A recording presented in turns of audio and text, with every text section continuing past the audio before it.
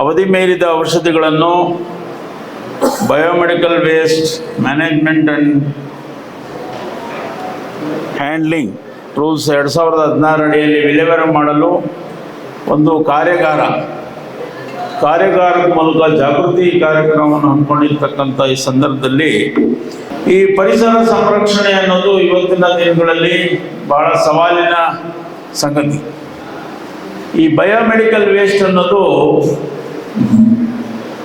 Normal ಆಗಿ ಉತ್ಪತ್ತಿ ಆಗ್ತಕ್ಕಂಥ ತ್ಯಾಜ್ಯಕ್ಕಿಂತ ಡೇಂಜರಸ್. ಹಾಗಾಗಿ ಇದ್ರ ಬಗ್ಗೆ ಒಂದು ಕೇಂದ್ರ ಸರ್ಕಾರ ಈ ಒಂದು ಅನೇಕ ಆ್ಯಕ್ಟ್ಗಳನ್ನು ತಂದು ಇದನ್ನ ಯಾವ ರೀತಿ ಡಿಸ್ಪೋಸಲ್ ಮಾಡಬೇಕು ಅನ್ನೋದನ್ನು ಅವರು ಭಾಳ ಗಂಭೀರವಾಗಿ ತಗೊಂಡು ಇದ್ರ ಬಗ್ಗೆ ಅನೇಕ ಕ್ರಮಗಳನ್ನು ಕೈಗೊಳ್ತಾ ಇದ್ದಾರೆ. ಅದೇ ರೀತಿ ನಮ್ಮಲ್ಲಿ ಬಹಳಷ್ಟು ಕಡೆ ಕೆಲವು ನರ್ಸಿಂಗ್ ಹೋಮ್ಗಳಲ್ಲಿರ್ಬೋದು ಅವೆಲ್ಲ ಹಿಂದೆ ಮೆಡಿಕಲ್ ವೇಸ್ಟ್ ಎಲ್ಲದರ ಡಿಸ್ಪೋಸ್ ಮಾಡ್ತಾ ಇದ್ರು. ಈಗ ಮರಡಿಯವರು ಅದು ಒಂದು ಕಂಪನಿ ಅಲ್ಲ, ಸಂಸ್ಥೆ, ಅವರು ಅದನ್ನ ಕಲೆಕ್ಟ್ ಮಾಡಿ ಎಲ್ಲ ಸಂಸ್ಥೆಗಳಲ್ಲೂ ಎಲ್ಲ ನರ್ಸಿಂಗ್ ಹೋಮ್ಗಳಲ್ಲಿ ಇದೊಂದು ಪರಿಸರವನ್ನು ಸಂರಕ್ಷಣೆ ಮಾಡ್ತಕ್ಕಂಥ ಕೆಲಸವನ್ನು ಮಾಡ್ತಾ ಇದ್ದಾರೆ.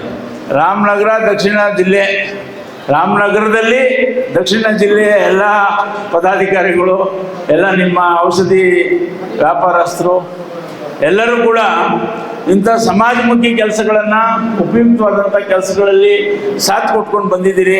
ಆ ಭಗವಂತ ನಿಮ್ಗೆ ಇನ್ನೂ ಹೆಚ್ಚಿನದಾಗಿ ಶಕ್ತಿಯನ್ನು ಕೊಡಲಿ. ಈ ಒಂದು ಕಾರ್ಯಕ್ರಮವನ್ನು ನಾನು ಆಯೋಜನೆ ಮಾಡಬೇಕು ಅಂತೇಳಿ ಕೃಷ್ಣ ಅವರು ನನಗೆ ಹೇಳಿದಾಗ, ಇಲ್ಲ ಸರ್ ಧಾರಾಳವಾಗಿ ಮಾಡಿ, ಯಾಕೆಂದ್ರೆ ಈ ಥರ ಕಾರ್ಯಕ್ರಮಗಳಿಂದ ನಮ್ಮ ವಿದ್ಯಾರ್ಥಿಗಳಿಗೂ ಕೂಡ ಸಾಕಷ್ಟು ಇನ್ಫಾರ್ಮೇಶನ್ ಸಿಗುತ್ತೆ. ಮತ್ತೆ ಅವರು ಕೂಡ ಈ ಮಾಹಿತಿ ಇರೋದ್ರಿಂದ ನೂರಾರು ಜನಗಳಿಗೆ ಹೇಳಲಿಕ್ಕೆ ಅನುಕೂಲ ಆಗುತ್ತೆ. ಜೊತೆಗೆ ನಾವು ರೋಟರಿ 28-29ಕ್ಕೆ ಡಿಸ್ಟ್ರಿಕ್ಟ್ ಗವರ್ನರ್ ಆಗ್ತಾ ಇದ್ದೀನಿ. ಇದೊಂದು ಒಳ್ಳೆ ಉತ್ತಮವಾದಂಥ ಕಾರ್ಯಕ್ರಮ. ಸಾಧ್ಯವಾದರೆ ಎಲ್ಲ ರೋಟರಿ ಡಿಸ್ಟ್ರಿಕ್ಟ್ 3191 ಕಾರ್ಯರೂಪಕ್ಕೆ ತರೋಂಥ ಕೆಲಸನ ಮಾಡೋಣ ಅಂತ ಹೇಳ್ತಾ, ಇನ್ನು ಇದಕ್ಕೆ ಸುಲಭವಾಗಿ ನೀವು ರೀಚ್ ಆಗೋದು, ಪಬ್ಲಿಕ್ ರೀಚ್ ಆಗೋದು ಅಂತಂದ್ರೆ ಇನ್ಸ್ಟಿಟ್ಯೂಷನ್ಸ್ಗಳು, ಮಕ್ಕಳುಗಳಿಗೆ ಏನಾದರೂ ಈ ಅವೇರ್ನೆಸ್ ಕೊಟ್ರೆ, ಇವತ್ತು ಪ್ರತಿಯೊಂದು ಟ್ರೀ ಪ್ಲಾಂಟೇಶನ್ ಇರ್ಬೋದು, ಸ್ವಚ್ಛತಾ ಕಾರ್ಯಕ್ರಮ ಇರ್ಬೋದು, ಬೇರೆ ಏನಾದರೂ ಮಾಡಬೇಕು ಅಂತಂದ್ರೆ ನಾವು ಮಕ್ಕಳುಗಳ ಮುಖಾಂತರ ಸಮಾಜಕ್ಕೆ ತಲುಪಿಸೋಂಥ ಕೆಲಸ ಮಾಡ್ತೀವಿ. ಸೊ ಹಾಗಾಗಿ ನೀವು ಏನು ಮಂಡಳಿ ಮಾಡಿದ್ದಾರೆ ಅದನ್ನ ಇನ್ಸ್ಟಿಟ್ಯೂಷನ್ಸ್ಗಳ ಮುಖಾಂತರ ಮಕ್ಕಳುಗಳಿಗೂ ಕೂಡ ಈ ಒಂದು ಅವೇರ್ನೆಸ್ ತಲುಪಿಸೋಣ ಅಂತ ಈ ಸಂದರ್ಭದಲ್ಲಿ ಹೇಳ್ತಾ, ನಾವು ಕೂಡ ಶಾಂತಿನಿಕೇತನ ಸಮೂಹ ಶಿಕ್ಷಣ ಸಂಸ್ಥೆಗಳು ಕೂಡ ನಿಮ್ಮ ಈ ಒಂದು ಕಾರ್ಯಕ್ಕೆ ಯಾವಾಗಲೂ ಸಹಕಾರಿಯಾಗಿರ್ತೀವಿ ಅಂತೇಳಿ, ಈ ಥರದ್ದು ಯಾವುದೇ ಅವೇರ್ನೆಸ್ ಪ್ರೋಗ್ರಾಮ್ ಮಾಡಿದ್ರು ಕೂಡ ಶಾಂತಿನಿಕೇತನ ತೆರೆದಿರುತ್ತೆ. ಈ ಪ್ರೋಗ್ರಾಮ್ ಏನಕ್ಕೆ ತುಂಬ ಇಂಪಾರ್ಟೆಂಟ್ ಅಂದರೆ, ನಾನೇ ನೋಡಿದ್ದೀನಿ, ನಾನು ಸುಮಾರು ಕಡೆ ನಾನು ನೋಡಿದ್ದೀನಿ. ಈವನ್ ದಿ ಎಜುಕೇಟೆಡ್, ತುಂಬ ಓದಿರೋ ಒಬ್ಬರು ವ್ಯಕ್ತಿ, ಅವರು ಕೂಡ ಏನು ಮಾಡ್ತಾರೆ ಅಂದರೆ, ಡ್ರಗ್ಸ್ ತೊಗೊಂಡಿದ್ದ ಮೇಲೆ, ಈಗ ಫಾರ್ ಎಕ್ಸಾಂಪಲ್ ಆ್ಯಂಟಿಬಯೋಟಿಕ್ಸ್ ಅಂದರೆ ಒಂದು 6 ಟ್ಯಾಬ್ಲೆಟ್ಸ್ ಕೊಟ್ಟಿರ್ತೀರಿ, 8 ಟ್ಯಾಬ್ಲೆಟ್ಸ್ ಕೊಟ್ಟಿರ್ತೀರಿ, ಅದನ್ನು ಒಂದು 2-3 ತೊಗೊಳ್ತಾರೆ. 3 ಆದಮೇಲೆ ನನಗೆ ಪರವಾಗಿಲ್ಲ, ಆರಾಮಾಗಿದ್ದೀನಿ, ಇನ್ನು 3 ಯಾಕೆ ತೊಗೋಬೇಕು ನಾನು, ಅದು ಅನ್ನೆಸೆಸರಿಯಾಗಿ ಒಂದು ಸೈಡ್ ಎಫೆಕ್ಟ್ನ ಕ್ರಿಯೇಟ್ ಮಾಡ್ತದಂತ ಹೇಳ್ಬಿಟ್ಟು ಅದನ್ನು ಡಿಸ್ಪೋಸ್ ಮಾಡ್ತಾರೆ. ಹೇಗೆ ಡಿಸ್ಪೋಸ್ ಮಾಡ್ತಾರೆ ಅಂದರೆ, ಅವರು ಡಸ್ಟ್ಬಿನ್, ಮನೆಯಲ್ಲಿ ಇರೋ ಡಸ್ಟ್ಬಿನ್ನಲ್ಲಿ ಹಾಕಿರ್ತಾರೆ, ಅದು ಆಚೆಗೆ ಬರುತ್ತದೆ. ಆಚೆಗೆ ಬಂದಾದ್ಮೇಲೆ ಅದು ಸೊಸೈಟಿನಲ್ಲಿ ಎಲ್ಲೋ ಒಂದು ಕಡೆ ಬಿದ್ದಿರ್ತದೆ. ನಾನೇ ನೋಡಿದ್ದೀನಿ, ನಾನು ಈ ಹಸುಗಳು ಮತ್ತು ಬೇರೆ ಪ್ರಾಣಿಗಳು, ನಾಯಿಗಳು ಅದನ್ನು ತಿಂತಾ ಇರೋದನ್ನು ನಾನು ನೋಡಿದ್ದೀನಿ. ನಾನು ಇದೇನಾಗ್ತದೆ, ಅದು ತಿನ್ನಿದ ಮೇಲೆ ಅದು ಮತ್ತೆ ಪುನಃ ಅದು ಇಲ್ಲಿ ಸಾಯಿಲ್ಗೆ, ಇಲ್ಲಿ ಇರೋ ಮಣ್ಣಿಗೆ ಬರೋದು. ಅದನ್ನು ನಾವು ಯಾವ ರೀತಿಯಿಂದ ನಾವು ತಗೊಳ್ತೀವಿ. ಇದು ಕೊನೆಗೆ ಏನಾಗ್ತದೆ ಅಂತ ಮ್ಯೂಟೇಷನ್ ಅಂತ ಹೇಳ್ತಾರೆ. ನಮ್ಮ ಜೀನ್ನ ಅಫೆಕ್ಟ್ ಮಾಡ್ತದೆ ಅದು ಡ್ರಗ್ಸ್, ಯಾಕಂದರೆ ಅದು ಆಲ್ರೆಡಿ ಎಕ್ಸ್ಪೈರಿ ಆಗಿರುತ್ತದೆ, ಇಲ್ಲಾಂದರೆ ಕೆಮಿಕಲ್ ಚೇಂಜಸ್ ಏನಾದರೂ ಆಗಿರುತ್ತದೆ. ಸೊ ಈ ಥರ ಏನಾದರೂ ಚೇಂಜಸ್ ಆದಮೇಲೆ ಅದನ್ನು ನಾವು ಯಾರಾದರೂ ತಿಂದರೆ, ಅದು ಪ್ರಾಣಿಗಳಿರಲಿ ಮನುಷ್ಯರಿರಲಿ, ಅದನ್ನ ತಿಂದರೆ ಏನಾಗ್ತದೆ, ಮ್ಯೂಟೇಷನ್ ಜನರೇಟ್ ಆಗ್ತದೆ. ಮ್ಯೂಟೇಷನ್ ಆಯ್ತಂದರೆ ಬೇರೆ ಎಲ್ಲ ಡಿಸೀಸಸ್, ಇನ್ಫೆಕ್ಷನ್ಸ್ ಎಲ್ಲನೂ ಶುರು ಆಗ್ತದೆ. ಸೊ ಇದು ಒಂದು ಪ್ರೋಗ್ರಾಮ್ನ ನಾನು ನೋಡಿದ್ದೀನಿ, ಬಯೋಮೆಡಿಕಲ್ ವೇಸ್ಟ್ ಹ್ಯಾಂಡ್ಲಿಂಗ್ ಅಂತ. ಇದು ಒಂದು, it is a very very important and very effective and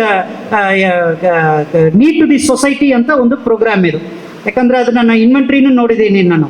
so drugs ಎಲ್ಲನೂ ಎಕ್ಸ್ಪೈರಿ ಆಗಿರೋದಿರಲಿ, ಯೂಸ್ ಮಾಡಿಲ್ಲದೆ ಇರಲಿ, ಅದನ್ನ ಎತ್ಕೊಬಂದು ಒಂದು ಮೆಡಿಕಲ್ ಶಾಪ್ಗೆ ಕೊಟ್ಟು ಅದನ್ನ ಪ್ರಾಪರ್ ಆಗಿ ಡಾಕ್ಯುಮೆಂಟೇಶನ್ ಮಾಡಿ ಅದು ಹೇಗೆ ಡಿಸ್ಪೋಸ್ ಮಾಡಬೇಕು ಅಂತ ಮಾರಡಿ ಜೊತೆಗೆ ಒಂದು ಅಗ್ರಿಮೆಂಟ್ ಮಾಡಿ ಇಂಥ ಒಂದು programme it is the first of its kind ನನಗೆ ಗೊತ್ತಿರೋದಕ್ಕೆ. So we have to appreciate the department of drugs control and chemist and druggist association and the organiser Shantiniketan group of institutions ಎಲ್ಲ ಸೇರಿ ನಾವು ಸೊಸೈಟಿಗೆ ಒಂದು ಒಳ್ಳೆ ಇದನ್ನ ಮಾಡ್ತಿದ್ದೀವಿ. ಈ ಜಿಲ್ಲೆಯಲ್ಲಿ ಫಸ್ಟ್ ನಾನು ಇಲ್ಲಿ ಅಧಿಕಾರ ವಹಿಸ್ಕೊಂಡ ಒಂದು ಏನು ಸುತ್ತೋಲೆ ಹೊರಡಿಸಿದ್ದಂದ್ರೆ it was related to date expired drug disposal. So ಮೇ ಅಲ್ಲಿ drug controller general of India, he is a apex regulatory head for Indian drug regulatory system. ಅವರು ಒಂದು ಗೈಡ್ಲೈನ್ಸ್ನ ಇಶ್ಯೂ ಮಾಡ್ತಾರೆ based on the recommendations of drug consultative committee as well as DTAB.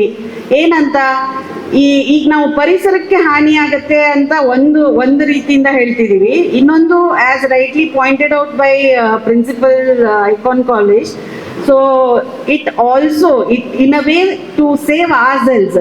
ಯಾಕಂದ್ರೆ ಪರಿಸರದಲ್ಲಿ ನೀವು ಆಂಟಿಬಯೋಟಿಕ್ಸ್ಗಳನ್ನ ಹಾಗೇನೆ ವಿಲೆ ಮಾಡಿದಾಗ ಅಲ್ಲಿಂದ ಡೆವಲಪ್ ಆಗೋದು ಆಂಟಿಮೈಕ್ರೋಬಿಯಲ್ ರೆಸಿಸ್ಟೆನ್ಸ್ ಡೆವಲಪ್ ಆಗಿ ಹೊಸ ಒಂದು ರೆಸಿಸ್ಟೆಂಟ್ ಮೈಕ್ರೋಬ್ಸ್ಗಳು ಬರುತ್ತೆ. ಅದರಿಂದ it is converted into super bugs ಅಂತ ಕಾಮನ್ ಆಗಿ ಹೇಳ್ತೀವಿ. ಆದರೆ ಈ ಬಗ್ಸ್, ಈ ಮ್ಯೂಟೆಂಟ್ ಆಗಿರುವಂಥ ಏನು ಮೈಕ್ರೋಬ್ಸ್ ಇರುತ್ತೆ, ಯಾವುದೇ ಇರುವಂಥ ಔಷಧಿಗಳು ಅದ್ರ ಮೇಲೆ ಇಫೆಕ್ಟಿವ್ ಇರೋದಿಲ್ಲ. ಹಾಗೆ ಒಂದು ಔಷಧಿ ಅನ್ವೇಷಣೆ ಆಗೋಕ್ಕೆ ತುಂಬ ವರ್ಷಗಳೇ ಆಗುತ್ತೆ, ನಿಮಗೆಲ್ಲ ಗೊತ್ತು ಅದು. ಸೊ ಹಾಗಾಗಿ ಫೇಟಲ್ ಇನ್ಫೆಕ್ಷನ್ ಆಗಿ ಅದು ಕನ್ವರ್ಟ್ ಆಗುತ್ತೆ. ಆ ಒಂದು ಉದ್ದೇಶದಿಂದ ಪರಿಸರದ ಸುರಕ್ಷತೆ ಒಂದು ಕಡೆ, ನಮ್ಮಗಳ ಅಂದರೆ ಹ್ಯೂಮನ್ ಬೀಯಿಂಗ್ಸ್ ಸುರಕ್ಷತೆನೂ ಇದ್ರದ್ದು ಮುಖ್ಯ ಆದಂಥ ಒಂದು ಧ್ಯೇಯ ಆಗಿದೆ. ಅಂದರೆ ನೀವು ಡೇಟ್ ಎಕ್ಸ್ಪೈರಿ ಡ್ರಗ್ಸ್ನ ವಿಲೆ ಮಾಡಿದ್ರ ಬಗ್ಗೆ ಅದೇನು ಗೈಡ್ಲೈನ್ಸ್ ಅಲ್ಲಿ ಒಂದು ಫಾರ್ಮ್ಯಾಟ್ ಕೊಟ್ಟಿದ್ದಾರೆ, ಅದೇ ಫಾರ್ಮ್ಯಾಟ್ನ ಈಗ ನಿಮ್ಮ ಇದರಲ್ಲೂ ಕೂಡ ಅಳವಡಿಸಿರೋದು. ಆ ಒಂದು ರಿಜಿಸ್ಟರ್ ಏನು ಇದು ಮಾಡಿದ್ದಾರೆ, ಇವತ್ತು ಅನಾವರಣ ಮಾಡಿದ್ದಾರೆ, ಅದರಲ್ಲಿ ಅದನ್ನೇ ಅಳವಡಿಸಿರೋದು. ಸೊ ಆ ಒಂದು ಕೋರಿಕೆನ ನಾವು ಐ ಥಿಂಕ್ 1 ವರ್ಷದ ಹಿಂದೆ ಮಾಡಿದ್ವಿ. ಸೊ ಇದರಲ್ಲಿ ಏನಾಗುತ್ತೆ ಅಂದರೆ, ವೈಜ್ಞಾನಿಕ ವಿಲೆ ಅಂತ ಅಂದಾಗ ನೀವು ನೋಂದಾಯಿತ ಒಂದು ಸಂಸ್ಥೆಗಳೇನಿದೆ, ಈಗ ಇಲ್ಲಿ ಮರಡಿಯವರು ಬಂದಿದ್ದಾರೆ, ಹಾಗೆ ಸುಮಾರು ನೋಂದಾಯಿತ ಸಂಸ್ಥೆಗಳಿರುತ್ತೆ. ಈ ಬಯೋಮೆಡಿಕಲ್ ತ್ಯಾಜ್ಯವನ್ನ ವೈಜ್ಞಾನಿಕವಾಗಿ ವಿಲೆ ಮಾಡೋದು ಅವರ ಕಾರ್ಯ. So they are identified by pollution control board. So ಅವರಿಂದ ಅವರು ಗುರುತಿಸಲ್ಪಟ್ಟಿರ್ತಾರೆ. ಅಂಥವ್ರಿಗೆ ನಾವು ಹ್ಯಾಂಡ್ ಓವರ್ ಮಾಡಿದಾಗ ಅವರು ಅದನ್ನ ವೈಜ್ಞಾನಿಕವಾಗಿ ವಿಲೆ ಮಾಡ್ತಾರೆ ಅನ್ನೋದು ಕಾನ್ಸೆಪ್ಟ್. ಕರುನಾಡು ಟೈಮ್ಸ್ ಚಾನೆಲ್ನಲ್ಲಿ ಸುದ್ದಿ ಮತ್ತು ಜಾಹೀರಾತು ನೀಡಲು ಈ ನಂಬರ್ಗೆ ಕರೆ ಮಾಡಿ.